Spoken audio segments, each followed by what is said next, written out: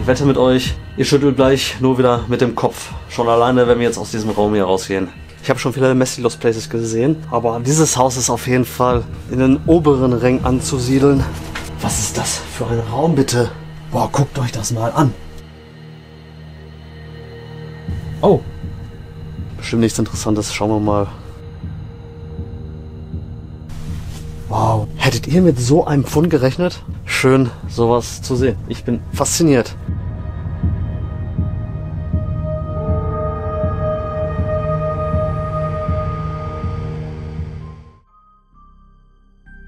Wir fangen dann jetzt mal direkt an. Der erste Raum, den wir begutachten, ist ja, so eine Art kleine Küche gewesen. Da befindet sich noch der Herd und eine kleine Heizung. Ansonsten ist dieser Raum komplett leer. Und wie man ansonsten sehen kann, alles auf dem Boden verteilt. Irgendwelche Zeitungen, Dokumente, Kontoauszüge sehe ich. Auf dem Konto war ein Betrag von 186,78 € und der ist vom 22.06.2005. Dann haben wir direkt auch das erste Datum 2005 für dieses Gebäude. Und dann sehen wir auf dem Boden noch so eine Karte von irgendeinem Oliver Frank signiert. Wer ist das? Kennt ihr einer von euch? Oliver Frank? Anscheinend hat er Musik gemacht. Elisa, Elisa, ich bin wieder frei. Italienische Sehnsucht. Pflaumenpolka 2000. So. Ich kenne ihn nicht. Wahrscheinlich nicht so erfolgreich. Ist aber auch nicht meine Musik, muss ich dazu sagen. Dann gehen wir mal weiter. Und ich wette mit euch, ihr schüttelt gleich nur wieder mit dem Kopf. Schon alleine, wenn wir jetzt aus diesem Raum hier rausgehen. Und da fragt man sich, wie konnte ein Mensch so leben? Guckt euch das mal an. Was hier für ein Mock auf dem Boden ist. Die ganzen Sachen vergammeln. Von oben kommt das Dach schon runter. Also selbst da ist irgendwas zwischengestopft. Gehen wir weiter. Sieht das nicht besser aus. In diesem Bereich. Das war vielleicht mal ein Abstellraum oder sowas. Auch hier vergammelt schon alles auf dem Boden. Die Zeitung. Da hinten sehen wir irgendwie eine Rechnung oder sowas. Ein Abspielgerät. Da ist sogar noch ein Tonband drauf. Und an der Wand hängt ein Kalender. Anscheinend war er Schalke-Fan.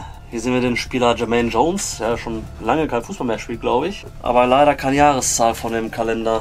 Deswegen bleiben wir im Moment bei 2005. Wenn wir uns weiter umschauen, ein Sammelsurium an Elektrogeräten hier unten. Und hier sehen wir das Badezimmer, was vergleichsweise gut aussieht. Im Gegensatz zum Rest des Hauses. Hier hängt sogar noch das Toilettenpapier drin. Das letzte, was benutzt wurde. Und oben drüber kommt schon alles runter. Wahrscheinlich war da mal ein Fenster drin zu sehen. Und hatte der alte Badezimmerschrank. Da ist sogar noch was drin. Was haben wir denn da? Hustensaft von Aspekton, Kräuterbronchialtropfen. Und was ist das denn? Aueröl. Aueröl. Aha. Das ist bestimmt so ein Zeug, was man sich in den Nacken schmiert, wenn man Kopfschmerzen hat. Gehen wir wieder raus. Denn hier haben wir noch einen Raum. Und der ist größtenteils leer. In der Ecke sind irgendwie die ganzen Alkoholflaschen gesammelt worden. Vielleicht hat irgendwer hier drin gefeiert, irgendwelche Partys oder so. Normalerweise stellt man sich das nicht da so hin. Was mich wundert ist, die meisten Flaschen sind sogar noch voll. Und an dem Fenster hängt ein Plakat. Samstag, 22.08.2009, Olpe Ole. Das größte Sommerfest im Sauerland. Live mit Michael Wendler. Ja, wer will sowas denn sehen? Mickey Krause und Band. Olaf Henning, Peter Wackel, die kennt man alle. Hier unten sind die ganzen Fotos von denen. Ah, da ist er, der Wendler. Solche Feste sind nichts für mich. So Schlager ist er, ne. Ja, nicht meins. Und hier auf dem Boden sehe ich gerade so eine Fanjacke. Fanclub FC Schalke 04, 1. FC Nürnberg, Rheinland 91. Ohne Wenn und Aber, alles nur Gelaber. Und das werden einige Dortmund-Fans nicht mögen. Selbsterklärend, sag ich mal. Gucken wir uns weiter um. Man muss hier echt vorsichtig sein. Da kommt der Mike gerade raus. Auf jeden Fall solltest du das deinen Followern nicht vorenthalten. Dann schauen wir uns mal da drin um, ne? Ich bin gespannt. Dann gehen wir durch die Tür. Was haben wir da? Du bist zum Anbeißen. Ich liebe die Natur. Deutscher Bund für Vogelschutz. Das sollten wir uns mal vielleicht im Hinterkopf behalten. Und dann gucken wir in den Raum. Leute. Boah, das war mal ein Schlafzimmer. Wie zugemüllt das Ganze ist. Das ist ja unfassbar. Berge von Klamotten, von irgendwelchen Boxen. Wahnsinnig. Das ist ja unfassbar. Also wie ihr sehen könnt, ich kann hier ohne Probleme mit dem Finger an die Decke. Da eine Kiste mit alten Videokassetten. Oben auf dem Schrank Spielesammlung und Puzzle. An der Schräge da hinten sehen wir Backstreet Boys Poster. Wahrscheinlich war das mal ein Kinderzimmer. Vielleicht für Mädchen, wenn ich die Poster da hinten so sehen kann. Oder ein Junge, geht natürlich auch. Das hier zieht mir gerade die Schuhe aus. Aber dieser Raum ist ja unfassbar. Eins kann ich euch aber sagen, das wird noch besser. Ich habe schon viele Messy Lost Places gesehen, aber dieses Haus ist auf jeden Fall in den oberen Rängen anzusiedeln. Und ich muss sagen, hier oben müffelt das auch so ein bisschen. Dieser typische Lost Place Geruch, dieses modrige ist wieder hier. Dann geht's jetzt nach unten. Hier müssen wir vorsichtig sein mit dem Licht. Das ist der Haupteingang. Und wie man sehen kann, ist es hier glasig. Man kann ja schön reingucken. Guckt euch mal diese Spinnweben an dieser Tür an. Die hat schon lange niemand mehr geöffnet. Wir müssen jetzt ziemlich vorsichtig sein. Von oben kommt das auch schon alles runter. Wahrscheinlich ist das der Ort, wo das Dach auch weg ist und die Feuchtigkeit da reinkommt. Das landet dann hier alles auf dem Boden. Und was war das mal für ein Raum? Ich schätze mal, den Fliesen nachzuurteilen und diesen ekligen Fettspritzern, dass es die ehemalige Küche war. Aber die Möbel komplett rausgerissen wurden. Wir sehen in der Ecke noch ein paar Gestecke, so eine Wanne, so eine Eckwanne besser gesagt, aus GFK. Und dann können wir von der Küche direkt in diesen Raum gehen. Und das war mal das Wohnzimmer. Mit so einer 60er, 70er Jahre Tapete. Aber leider auch schon komplett entmöblisiert, wenn man das so sagen kann. Auf dem Boden wurde hier so ein Stofftier kaputt gemacht. Jetzt die Frage, war das ein Tier oder irgendein Urwechsler oder was weiß ich? Irgendeiner stand in diesem Haus wohl auf Teddybären. Ah, der Teddybär-Kalender von 1998. Hier sind aber auch komischerweise ziemlich viele Körbe und Gestecke, wenn man sich immer so umschaut. Aus dem ehemaligen Wohnzimmer geht es dann weiter. Auch hier liegt einiges auf dem Boden.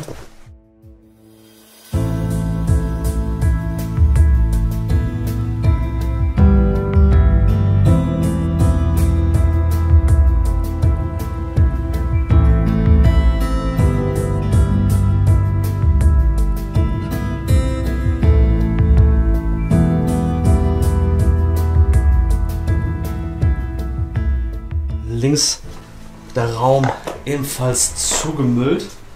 Hier sehen wir noch private Fotos auf dem Boden. Ältere Leute. Dann so eine Happy Birthday Torte mit Geld drauf. Ansonsten ist dieser Raum komplett zugemüllt. Und auch keine Möbel mehr vorhanden. Und hier hinten hängt noch ein Kalender. Leider ohne Datum. Und mit irgendeinem gruseligen Foto. An der Wand hängen Bilder von Vincent van Gogh. Was ein kurioses Gebäude tatsächlich. Wow, und was ist denn da oben gerade? Das ist ja gruselig. Als wenn die sagen wollen, verzieh dich aus diesem Haus, wir greifen dich gleich an. Das ist mir gar nicht aufgefallen vorhin. Hier oben sind irgendwelche Stofftiere, die zugucken, was wir hier so treiben. Da geht's auch gleich noch nach unten. Und dann geht's hier weiter durch diesen Flur. Rechts sehen wir dann noch ein Badezimmer. Auch die Dusche wurde benutzt, um irgendwas da reinzuschmeißen. Frauenschuhe sehe ich da. Auch wieder Stofftiere. Hier in der Badewanne ist irgendwas eingepackt. Velux oder was? Wahrscheinlich irgendwas von der Jalousie. Dort sehen wir die Toilette, die schon komplett ausgetrocknet ist. Und das Bidet daneben. Also die Klofarbe ist jetzt nicht meins, ne? Aber jeder hat halt seinen eigenen Geschmack, wa? Was ist das für ein Raum, bitte? Boah, guckt euch das mal an. Hier ist alles voller Tierkäfige in diesem Raum. What the fuck? Was hat er hier gehalten? Ich bin gerade echt sprachlos. Man kann doch nicht weiter in diesen Raum gehen, ne? Wie viele Käfige hier sind. Ich habe gerade mal durchgezählt. Das alles zusammen sind 18 Käfige. Was hat er hier gehalten? Waren das Wellensittiche? Hat er irgendwelche Hamster gehalten? Hasen? Wahnsinn. In so einem Haus, so ein Raum. Unfassbar. Also das ist schockierend. Das ist wirklich schockierend. Ich meine, ja gut, wenn einer so ein Hobby hat, ist ja alles okay. Aber auf so einen engen Raum, so viele Käfige und Tiere zu halten, das ist für mich keine artgerechte Haltung. Ganz ehrlich nicht. Da am Fenster kommen schon die ganzen Pflanzen reingewachsen. Die Spinnweben hängen von der Decke an der Lampe. Also wenn ihr wisst, was hier gehalten wurde, könnt ihr es gerne in die Kommentare schreiben. Es sieht für mich nach Wellensittich oder Vogel oder sowas in der Art aus. Ich kann mich aber auch irren. Aber dieser Raum ist wirklich schockierend. Guckt euch mal diese Steckdose an. Und das ist ja nicht erst passiert, seitdem das hier verlassen wurde, sondern das muss ja auch schon vorher da gewesen sein. Also bei aller Liebe, das wünsche ich wirklich niemandem. Das wünsche ich keinem Menschen, das wünsche ich keinem Tier. Das ist so, ja, naja. Ein sehr, sehr schockierender und trauriger Raum für mich. Gehen wir schnell raus hier. Irgendwie eine sehr bedrückende Stimmung in diesem Raum für mich. Und dann geht's weiter in den nächsten Flur. Rechts ist die Garderobe. Da hängen noch die Jacken von dem Herrn. Hier unten auf dem Boden verschiedene Schallplatten. Und der Boden natürlich wieder krass zugemüllt. Einfach irgendwie alles hier so hingestellt, reingeballert. Als wenn es kein Morgen gehen würde. Was hängt denn hier von der Decke? Sind das Kränze und Gestecke? Was ist das? Hat er das gesammelt? Also der Raum war ja gerade schon komisch, ne? Jetzt wird es aber noch komischer und gruseliger irgendwie, wie das Ganze hier von der Decke hängt. Hier so Klammern zum Wäsche aufhängen. Dann gibt es hier einen Abstellraum. Der ist auch noch komplett voller Lebensmittel und Getränke und Alkohol. Da sehen wir auch einen Kühlschrank. Den kann ich zum Glück diesmal nicht öffnen. Ich kann aber sagen, es müffelt schon hier in diesem Raum. Da in der Kiste befinden sich wieder Kontoauszüge. In diesem Regal befinden sich Ordner und Dokumente. Weiter geht's in diesen Raum da. Das ist ja Wahnsinn. Das ist ja unfassbar. Auch hier hängen diese Gestecke vor der Decke. Die Decke ist schon runtergekommen. Man sieht, da oben ist direkt das Dach. Das heißt, es war mal eventuell früher nur ein Abstellraum und kein Wohnraum. Also so ein Schuppen oder sowas in der Art. Auch oben drauf sind so eine Menge Blumengestecke. So ein riesiger Teddybär, der einen anguckt und auch gleich angreifen möchte. Vielleicht ist noch dieser Schrank zu erkennen. Oh, was ist das denn für eine Tür? Die ist mir noch gar nicht aufgefallen. Was ist das für ein Raum? Ich schätze mal nur ein Abstellraum oder sowas. Bestimmt nichts Interessantes. Schauen wir mal. Machen wir die Tür mal auf. Oh, was ist das denn? Das ist doch nicht nur ein Abstellraum.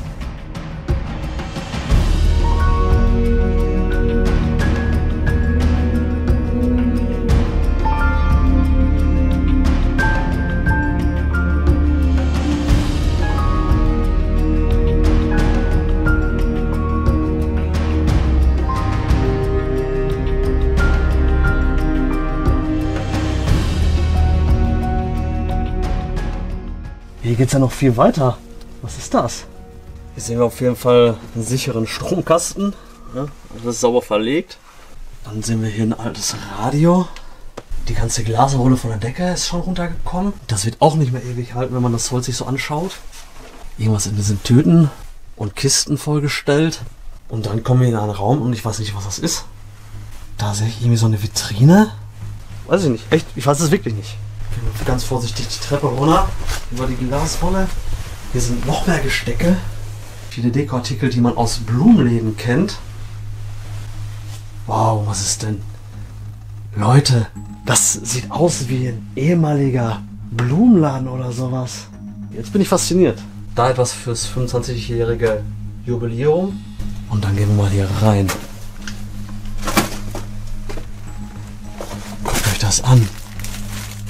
Hier steht alles komplett noch voll.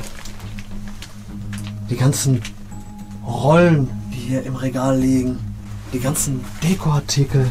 Das war tatsächlich mal ein Blumenladen. Oder sowas in der Art. Schaut euch das an. Alles noch mit Preisen drauf.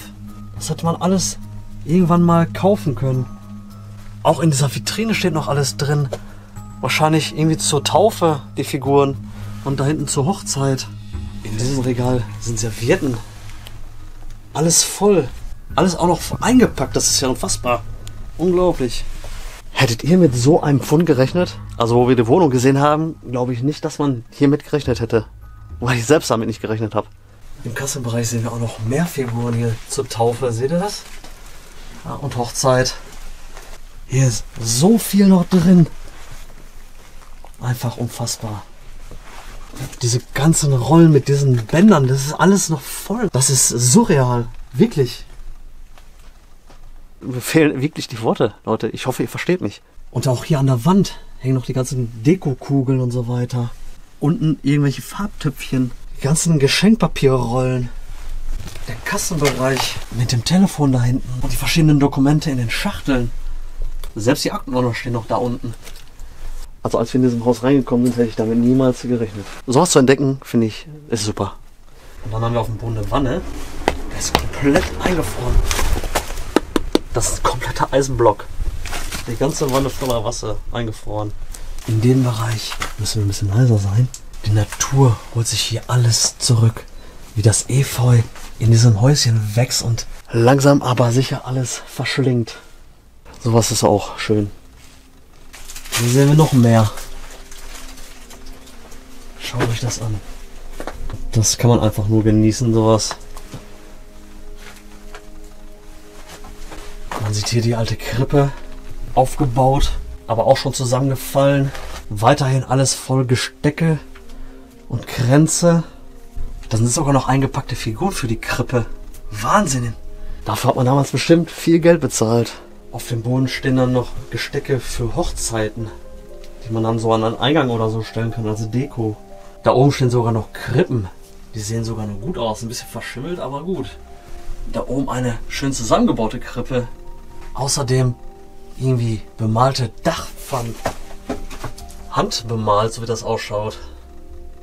Schön, sowas zu sehen. Wirklich. Ich bin fasziniert. Was haben wir da? Tonzeichenpapier. Hier ist alles voller verschiedener Papierarten und Pappkartons und was auch immer. Vielleicht war das ja auch noch ein Bastelshop nebenbei. Oben nur bei die verschiedenen Farbdosen. Auch in diesem Regal viele Farbdosen zum Sprühen. Und guckt euch mal, wie sich das Regal biegt. Durch die Feuchtigkeit, die hier drin ist.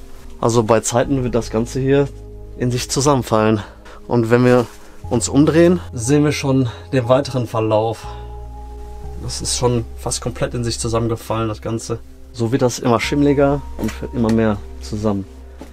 Ein Wahnsinns Lost Place.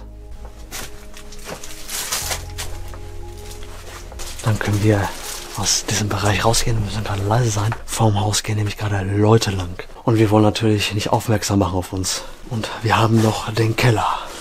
Und schauen uns da mal ein wenig um.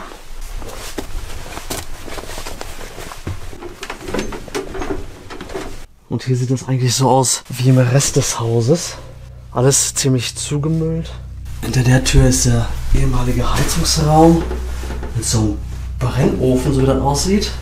Und unten im Flur steht irgendwas komplett eingepacktes. Und was ist das? Sirius 124. Wollte man die Heizung auswechseln? Also mir sagt der Name nichts.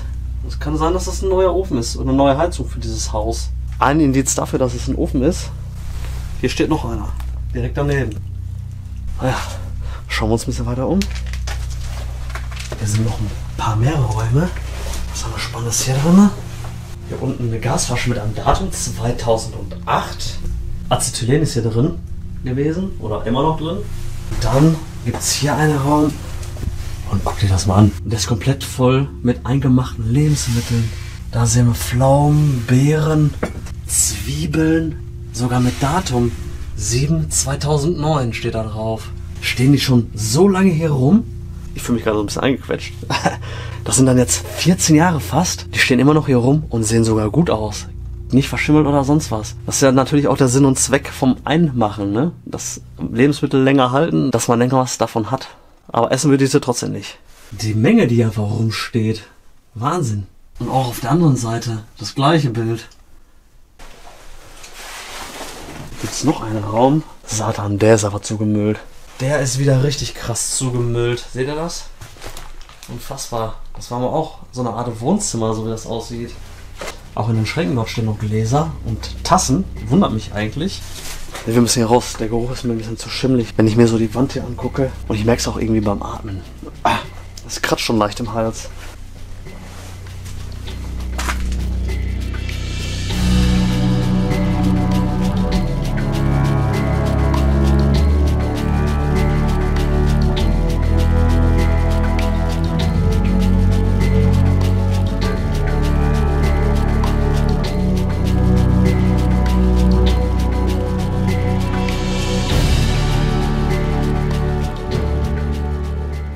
Haben wir auch schon alles von diesem Häuschen gesehen. Also ich bin wirklich erstaunt über den Raum mit den ganzen Käfigen und diesem Blumenladen, womit ich tatsächlich überhaupt nicht gerechnet habe.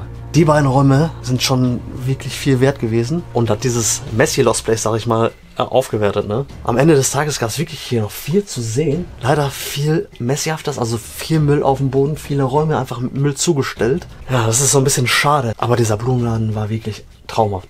Wirklich ein Traum. Ich glaube, sowas habt ihr auch noch nicht gesehen. Naja, wir müssen jetzt hier aus diesem Haus so langsam verschwinden. Deswegen würde ich sagen, lasst mir gerne einen Daumen da. Schaut in meiner Playlist nach weiteren Videos oder in der YouTube-Suche unter Urban Discovery. Dort gibt es eine Menge spannende weitere Lost Places. Ja, ansonsten würde ich sagen, bleibt stabil und negativ. Bis zum nächsten Video.